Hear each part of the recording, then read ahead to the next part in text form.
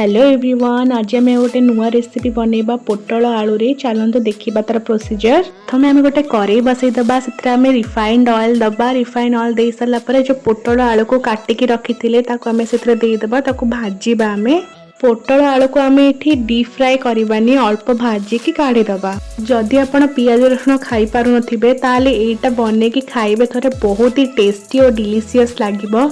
एठी हमर पोटल और आलू हल्का फ्राए हो गला, ताको आमे गोटे प्लेट रे काढ़ी दबा। देन आमे गोटे मसला बनैबा। से मसला पाई यूज हबा धनिया पाउडर, जीरा पाउडर, करी पाउडर और लंका गुंड जदि थिबो ताले मिसई पारबे। मो पाखरे अवेलेबल नथिला, मु सेत पे लंकाटा बाटी देइची। देन आमे कढ़ाई रे किछि तेल देकी तादरे किछि चीनी पकेई दबा कैरामेलाइज हबा पाई। कैरामेलाइज हो सारा पर से आमे जीरा और तेजपत्र पकेइबा। तापर आमे टमाटर बाटिकी रखिथिले, टमाटर धीरे अच्छी लंका भी अच्छी बाटिची मुझे, अदा भी बाटिची, ताको आमे पकेइबा मसला रे। टमाटर और अदार कंचा बास्ना जीवा पर्यंत आमे ताको भाजीबा। भाजी सारा पर मु जो मसलाटा बनैथली से मसला को एठी दबा। मसला को दे सारा पर आमे ताको सेमती गोळौथिबा।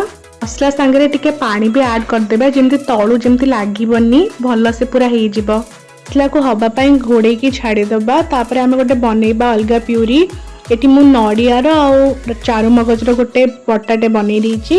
आमे एटी 5 मिनिट घोड़े की छाड़ी देथिले। देखंतु तेल ऊपर को बाहरी गलानी, कंचा स्मेल भी पड़ैथिला। देन आमे ऐड करबा से जो मसलाटा बनैथिले, नड़ियार और चारु मगजर बटा एटी जो बनैथिले ताको आमे ऐड कर दबा। और 2-4 चम्मच पानी भी देई दबा।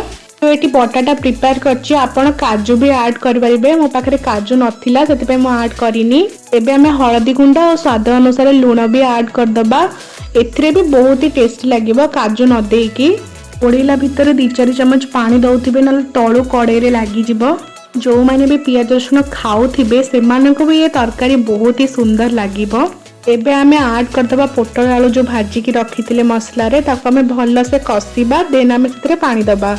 पोटल आलू को एमती कसिबा जेमती पोटल और आलू भीतर जाए कि जीव मसलाटा और टेस्टी लगिबो। देखंतु हमर एटी पानी सुखी गलानी। 10 मिनिट खंडे कसी सारला परे, पानी सुखी सारला परे हम पानी दबा आउ टिके।